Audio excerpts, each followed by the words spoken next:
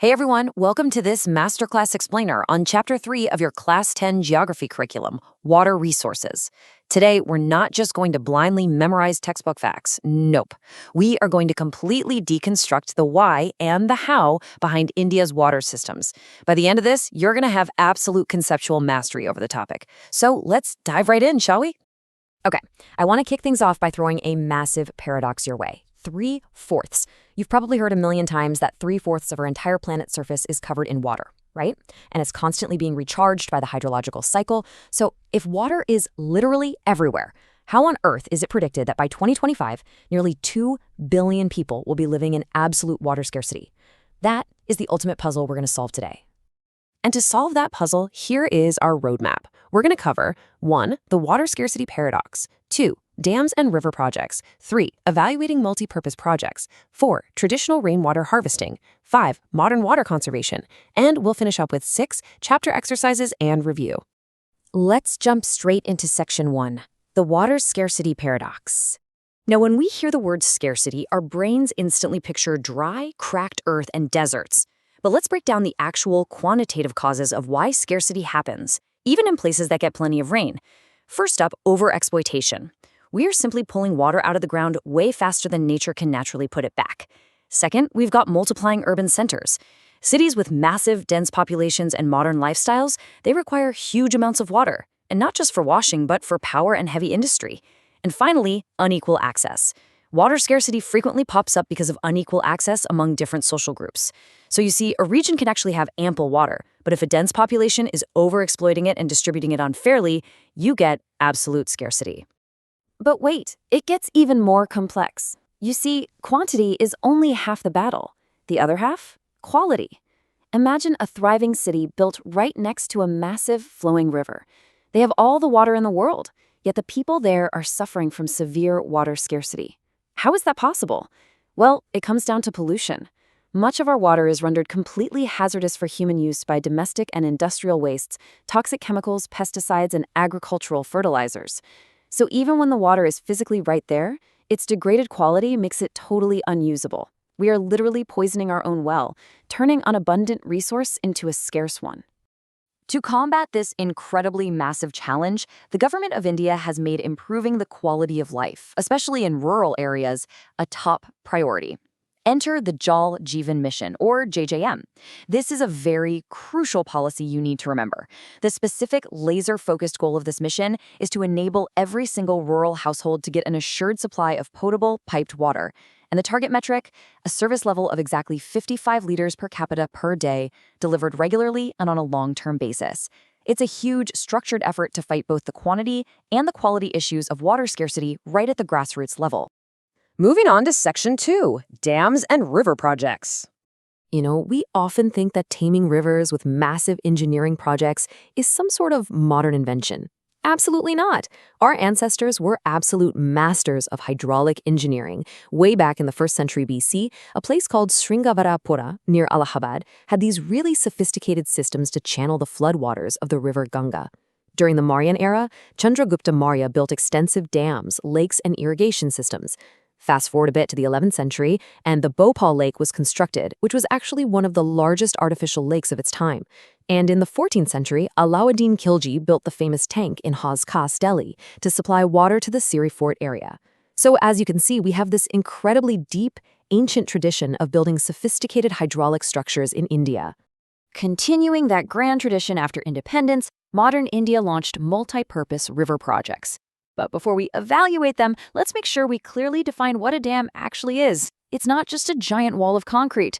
A dam is a barrier across flowing water that obstructs, directs, or retards the flow. And here's the key distinction. The word dam actually refers geographically to the reservoir or the lake that is created behind the barrier rather than just the physical structure itself. These structures usually feature a spillway or weir, which allows water to flow over or through it intentionally. All right, Section 3, evaluating multi-purpose projects. Now, these mega projects are incredibly powerful drivers of economic growth. Let's look at the pros. They provide immense irrigation, they generate crucial hydroelectricity, they control devastating floods, and they supply water for domestic and industrial use. Sounds perfect, right? Well, here are the cons. Damming a river heavily disrupts its natural flow. This results in poor sediment flow and excessive sedimentation right at the bottom of the reservoir, which can completely destroy aquatic habitats. On top of that, providing all this abundant irrigation has caused farmers to shift to water-intensive commercial crops. This leads to severe ecological consequences, like the salinization of the soil. And perhaps the most controversial part? These huge reservoirs cause the large-scale displacement of local communities, often resulting in a tragic loss of their livelihood. Let's anchor this in a real-world textbook case study, the Sardar Sarovar Dam, built over the Narmada River in Gujarat. This is a mammoth project covering 4 states, Maharashtra, Madhya Pradesh, Gujarat, and Rajasthan. On one hand, it's an absolute lifeline. It aims to meet the water requirements of massive drought-prone and desert areas in Gujarat and Rajasthan, promising much-desired rural prosperity and drought-proofing. But, on the other hand, it has been the center of intense social movements. Why? Because of the massive human cost of large-scale displacement of local communities and tribal groups. It's a really complex balancing act between regional development and local ecological and social justice. Let's pivot to Section 4, Traditional Rainwater Harvesting. Given all those severe drawbacks of megadams we just talked about, smaller, localized systems are often a much more viable alternative. And what's truly amazing about India is how localized our ancient knowledge is. People developed techniques perfectly adapted to their specific geographical and ecological conditions. Up in the mountainous western Himalayas, people built diversion channels known as ghouls or khools to route water for agriculture. Down in the Bengal floodplains, they dug inundation channels to gracefully flood and irrigate their fields during the monsoon. And out in the harsh, arid, and semi-arid regions of Rajasthan, they ingeniously converted agricultural fields into rain-fed storage structures that allow water to stand and moisten the soil. These are known as kadins in Jaisalmer and johids in other parts of the state. Pretty brilliant, right? But perhaps the most fascinating method was used in the semi-arid towns of Rajasthan, like Bikaner, Palodi, and Barmer.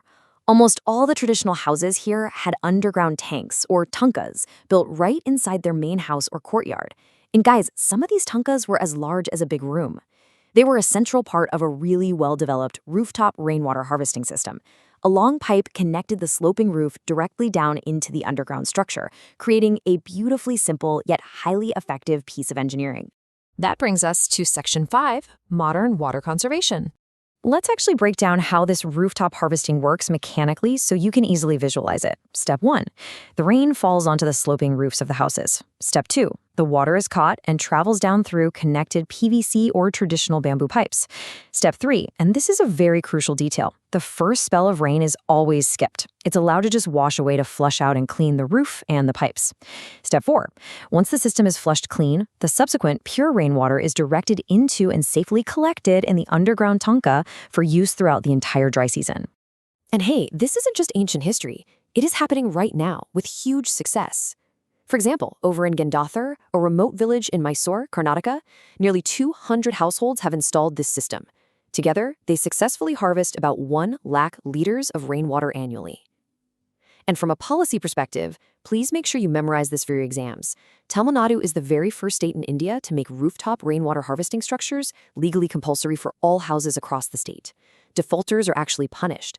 It just goes to show how traditional wisdom can be turned into powerful modern law. Let's wrap things up with Section 6, Chapter Exercises and Review. All right, now it's time to test your conceptual mastery. Let's pause and look at this first multiple-choice scenario. Imagine a region that receives high annual rainfall, but the water there is highly polluted by industrial waste. According to what we've learned today, is this region suffering from water scarcity or not? Think about it for a second. Remember our discussion earlier about the massive difference between quantity and quality? If you said, yes, it is suffering from water scarcity, you hit the nail right on the head. Remember, scarcity isn't just about a lack of rain. Bad quality makes abundant water completely useless. Let's look at a few more key exercise takeaways. When evaluating multi-purpose projects, generating electricity for homes and industries is definitely a pro or an argument in favor. However, large-scale displacement and loss of livelihood is a major con. So if an exam question asks which statement is not an argument in favor of these projects, you immediately look for the negative social impacts, like displacement. Your textbook also asks you to correct some false statements. Let's practice spotting those logical errors right now. Statement 1 claims that multiplying urban centers and urban lifestyles have helped in the proper utilization of water resources. We know that's completely false. You would rewrite this to say that they have caused overexploitation and depletion of water resources. Statement 2 claims that damming rivers does not affect natural flow. Again, completely false. We learned that regulating and damming rivers does strictly affect their natural flow, leading to poor sediment flow and serious ecological disruption. Always read these statements carefully to spot that flipped logic. Excellent work today, everyone. We have thoroughly deconstructed this chapter. I want to leave you with one final thought, grounded in a really beautiful traditional concept we learned. In arid regions, rainwater is considered the absolute purest form of natural water, and they lovingly refer to it as polar pani. As you walk away from this explainer and prepare for your exams, I want you to look around your own neighborhood. With our natural ecosystems facing degradation, what is one step you can take today to conserve the polar pani falling on your own roof? Apply this knowledge and you won't just ace your CBSE exams, you'll truly understand the world around you. Thank you for joining me in this masterclass, and keep learning.